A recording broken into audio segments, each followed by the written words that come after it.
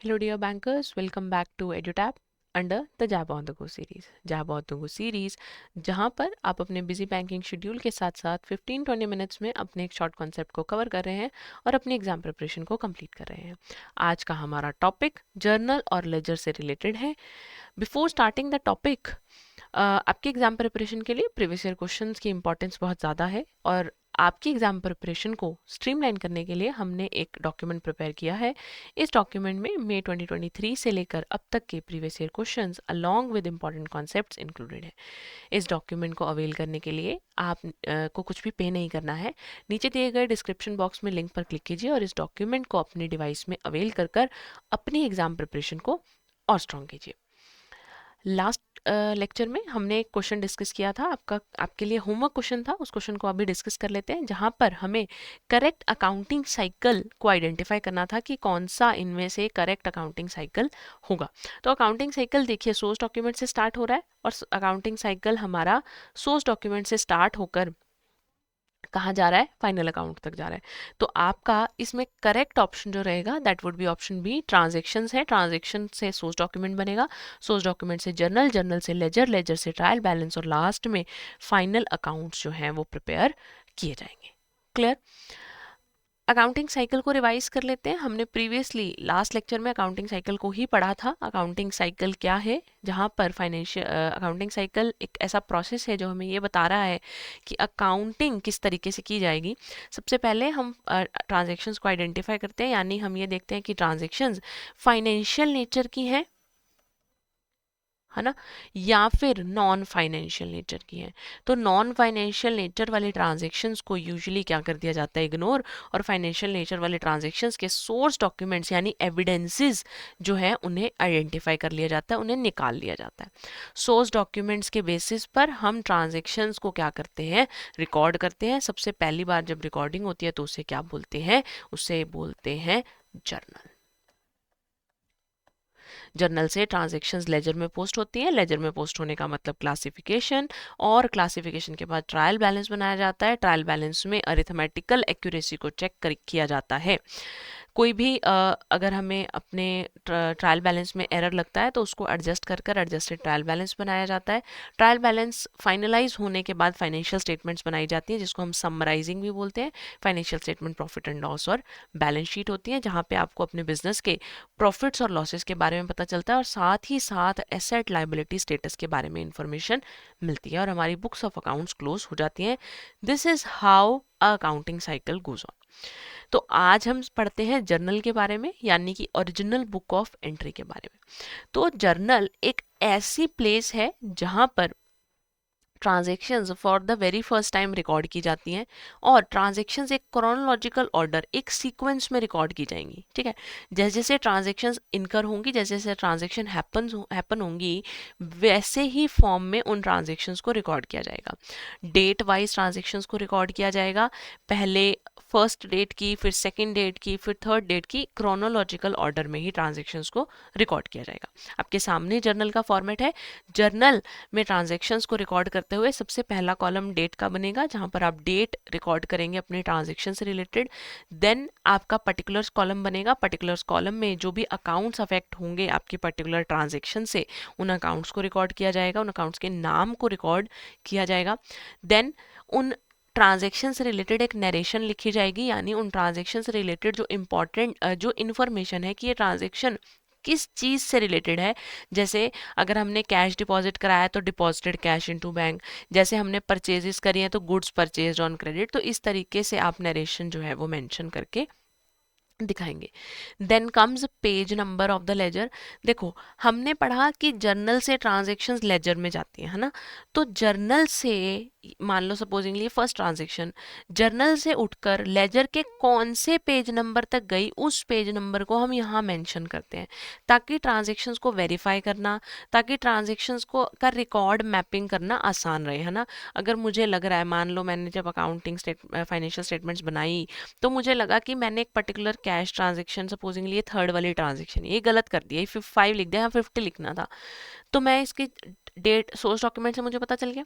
Source document से जब मैंने जर्नल में देखा तो ट्रांजेक्शन में गलती थी। यहाँ अगर लेजर का पेज नंबर लिखा होगा तो मैं लेजर के पेज नंबर पे जाऊंगी, पर्टिकुलर पेज नंबर पे और वहाँ जाकर इस ट्रांजैक्शन को करेक्ट कर लूँगी। बट अगर लेजर का पेज नंबर नहीं पता होगा तो मैं कितनी इतनी बड़ी लेजर को कितनी बारी उसके पेजेस को टर्न करूँगी टू नो कि ट्रांजैक्शन कहाँ पर पोस्टेड है ना। तो लेजर का पेज नंबर का कॉलम जो है वो यहाँ पर दिया जाता है, साथ ही साथ कौन से कितने अमाउंट से एक पर्टिकुलर अकाउंट डेबिट हो रहा है और कितने अमाउंट से एक पर्टिकुलर अकाउंट क्रेडिट हो रहा है उसके बारे में जो है डेबिट और क्रेडिट का कॉलम जो है वो बनता है। जर्नल बनाते टाइम जिसकी बुक्स का जर्नल होगा उसका नाम ऊपर और जर्नल एंट्रीज जो है वो ऊपर लिखा जाता है। क्लियर। जर्नल के बाद बात करते हैं लेजर की। लेजर का मतलब क्लासिफिकेशन से है ना, हमने पढ़ा अभी कि लेजर मतलब क्लासिफिकेशन। चलिए एक एग्जांपल लेते हैं। अब आलिया भट्ट है, उन्हें फ्रेंच फ्राइज बहुत पसंद है।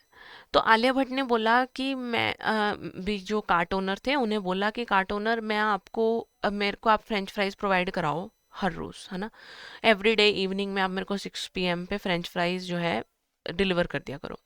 बट मैं आपको रोज़ रोज़ उसके अगेंस्ट ना कैश नहीं दूंगी, आप मुझसे एक साथ पैसे ले लो है ना, 10 दिन के बाद 20 दिन के बाद या 1 महीने के बाद आप मुझसे एक साथ लमसम मनी ले लिया करो। तो फ्रेंच फ्राइज ओनर जो है उसने कहा कि ठीक है। पर फ्रेंच फ्राइज ओनर को ये लगा कि आलिया मैम किसी दिन तो 1 यूनिट ऑर्डर करती हैं, किसी दिन वो मुझसे 2 या किसी दिन 4-5 यूनिट्स भी हो जाते हैं जब उनके घर गेस्ट आते हैं। तो फ्रेंच फ्राइज ओनर ने क्या किया, उनका एक लेजर अकाउंट बना दिया।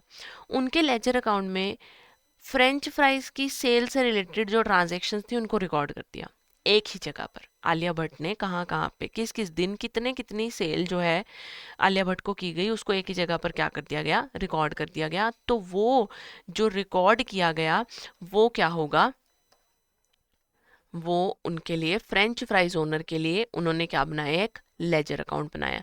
उनको उसको उन्होंने नाम दे दिया Alia Bhatt account. Clear.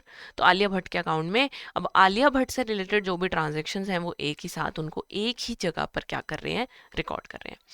Most of the transactions में पार्टीज इन्वॉल्व को देखा जाएगा कि कौन सी पार्टीज इन्वॉल्व है, क्या मीडियम ऑफ एक्सचेंज है और क्या ऑब्जेक्ट है एक्सचेंज का, मतलब क्या कैश में ट्रांजेक्शन हो रही है या अभी क्रेडिट पर हो रही है। तो सिमिलर नेचर की ट्रांजेक्शन्स को जब एक जगह पर रिकॉर्ड किया जाएगा तो उस जगह को हम क्या बोलेंगे, उस पर्टिकुलर प्लेस को, उस पर्टिकुलर प्लेस को हम क्या बोलेंगे, उस पर्टिकुलर प्लेस को हम एक अकाउंट का नाम दे देंगे।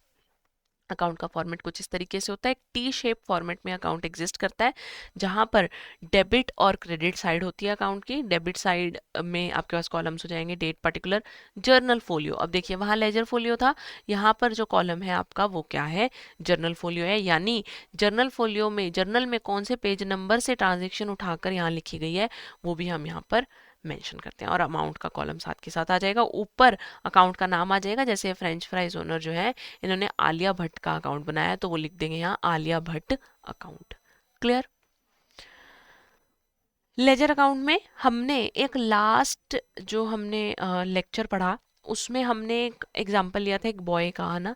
एक बॉय कुछ शॉपिंग करने के, उसकी मदर उसको कुछ पैसे देती हैं और वो बुक्स खरीदता है, पीवीआर की टिकट खरीदता है और फूड एंड ब्रेवरेज जो है उस पर भी कुछ पैसे खर्चता है।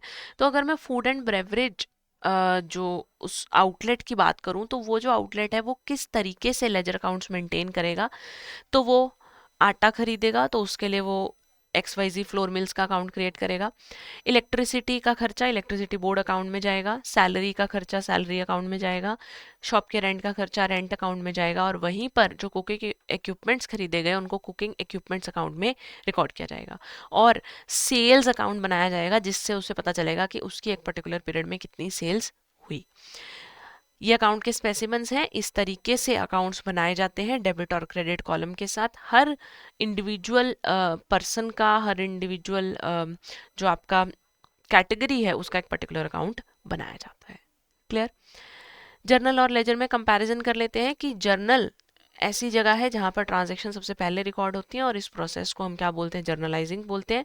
वेयर एज जब ट्रांजैक्शंस जर्नल से अलग अलग अकाउंट्स में पोस्ट की जाएंगी तो वो उस प्रोसेस को क्या बोला जाएगा, पोस्टिंग बोला जाएगा। और ये कहाँ होता है, लेजर अकाउंट्स में होता है। जर्नल को बुक ऑफ ओरिजिनल एंट्री कहा जाता है और वहीं पर लेजर्स को बुक ऑफ फाइनल एंट्री कहा जाता है। ट्रांजैक्शंस क्रोनोलॉजिकली रिकॉर्ड होती हैं तो क्रोनोलॉजिकल रिकॉर्ड है। वेयर एज जब ट्रांजेक्शन्स को आप बाइफरकेट कर रहे हो, जब आप ट्रांजेक्शन्स को देख रहे हो कि कौन सी ट्रांजेक्शन कौन से हेड में जाएगी, तो यानी कि लेजर जो है वो आपके लिए क्या है, एक एनालिटिकल रिकॉर्ड की तरह एग्जिस्ट करता है। Journal is comparatively more reliable than ledger. क्यों? क्योंकि जर्नल जो है वो वाउचर से बना है ना, जर्नल सोर्स डॉक्यूमेंट से बना है, ओरिजिनल ट्रांजेक्शन्स जो हैं उठाई गई हैं जर्नल में लिखने के लिए, तो जर्नल ज़्यादा रिलायबल है। वेयर एज जो लेजर्स हैं वो कम रिलायबल होंगे, क्योंकि लेजर में पोस्टिंग है, पोस्टिंग में यूजुअली एरर्स हो जाते हैं, तो रिलायबिलिटी जो है वो लेजर्स की कम होगी as compare to journals. Question कर लेते हैं आज के टॉपिक को रिवाइज करने के लिए। सबसे पहला क्वेश्चन आपके सामने है, which of the following statements about journal and ledger is not correct. इनमें से जर्नल और लेजर से रिलेटेड कौन सी स्टेटमेंट करेक्ट नहीं है? तो सबसे पहले the term posting means transferring the debit and credit items from journal to respective ledger account. बिल्कुल, पोस्टिंग का मतलब यही होता है जब जर्नल को लेजर में ट्रांसफर करते हो। जर्नल क्रोनोलॉजिकल रिकॉर्ड है, जबकि लेजर एनालिटिकल रिकॉर्ड है, ये भी बिल्कुल करेक्ट है, हमें नॉट करेक्ट निकालनी है। Journal is more reliable as compare to ledger, because journal जो है वो सोर्स डॉक्यूमेंट पे बेस्ड है, तो जर्नल ज़्यादा रिलायबल है।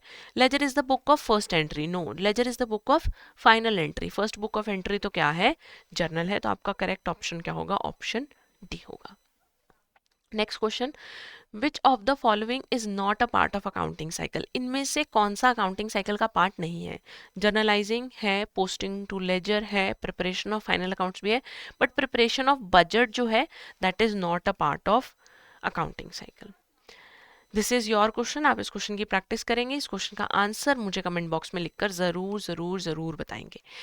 Before moving ahead and before concluding this lecture, आपके एग्जाम प्रिपरेशन के लिए हमने कुछ कोर्सेज फ्रेम किए हैं, उन कोर्सेज को लेकर मैं आपको एक क्विक वॉक थ्रू करवा देती हूँ। उन कोर्सेज को अवेल करने के लिए आप अपने ब्राउज़र में जाएंगे, edutap.co.in पर सर्च करेंगे और आपको एडुटैप की वेबसाइट विजिबल होगी। कोर्सेज सेक्शन में जाकर जैप कोर्सेज पर क्लिक करेंगे। जैप कोर्सेज में जब आप स्क्रॉल डाउन करेंगे तो आपको सारे कोर्सेज विजिबल होंगे। कंप्लीट मास्टर कोर्स, जहाँ पर आप हर सब्जेक्ट की तैयारी एक साथ कर सकते हैं, उन सब्जेक्ट की कंसेप्ट क्लासेस, साथ ही साथ live classes, notes, previous year questions और चैप्टर वाइज मॉक टेस्ट और फुल लेंथ मॉक टेस्ट आपको एक ही जगह पर, एक ही पैकेज में आपको जो मिल जाएंगे वो आपको कंप्लीट मास्टर कोर्स में मिलेंगे। वेराज अगर आप लाइव क्लासेस को ज्वाइन करना चाहते हैं, सिर्फ लाइव क्लासेस को ज्वाइन करना चाहते हैं, तो आप लाइव क्रैश कोर्स को भी ज्वाइन कर सकते हैं। इन केस अगर आपकी लाइव क्लास मिस हो जाती है तो आप रिकॉर्डेड वर्जन को देखकर अपनी प्रिपरेशन को कंप्लीट कर सकते हैं।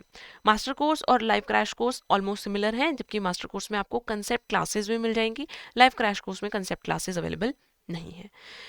देन अगर आपको लगता है कि आपको अपने प्रिपरेशन के लिए एमसीक्यू प्रैक्टिस करनी है तो आप हमारी टेस्ट सीरीज़ को ज्वाइन कर सकते हैं। टेस्ट सीरीज़ भी हमारी मई 2026 के लिए लाइव है। इफ़ यू फील लाइक कि आपको सब्जेक्ट वाइज प्रिपरेशन करनी है और आपको पर्टिकुलर सब्जेक्ट का कोर्स चाहिए, तो हर सब्जेक्ट के मास्टर कोर्सेज भी अवेलेबल है। और साथ ही साथ अगर आप ये देखना चाहते हैं कि हम किस तरीके का पढ़ाते हैं, तो आप 3 आवर्स का एक ट्रायल कोर्स ले सकते हैं बाय पेइंग जस्ट ₹1। इन कोर्सेज को अवेल करने से पहले बाय नाउ पर क्लिक कर कर डिस्काउंट कोड को ज़रूर लगाएं। उस टाइम पर जो भी डिस्काउंट कोड प्रेवेलेंट होगा, आप उस डिस्काउंट कोड को लगाकर मैक्सिमम डिस्काउंट अवेल कर सकते हैं। आई होप आपको आज के टॉपिक में कोई डाउट नहीं होगा, but still if you have any kind of doubt you can write down in the comment section below and you can even call us और email us at hello@edutap.co.in for any kind of doubt और for any kind of queries. मिलते हैं अगले JAIIB on the go session में। पढ़ाई जहाँ रुकती नहीं, साथ चलती है।